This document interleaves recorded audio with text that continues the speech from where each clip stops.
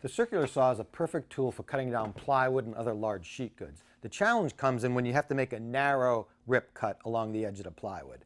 Now, one trick is to first make a mark on the plywood and then line up the saw blade on your mark, right about there.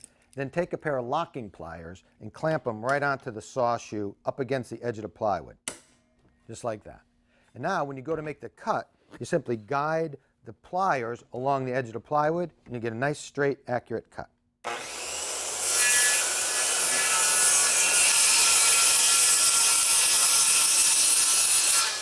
There you go. And now, if you want to make another repetitive cut, you can do it easily without adjusting the pliers or the saw itself. And now, when you have the pliers clamped on this side of the shoe, on the blade side, you can typically cut up to about 1.5 to 2 inches wide. But if you want to make a wider cut, you can clamp it on this side. Then you can cut up to about 5 inches wide.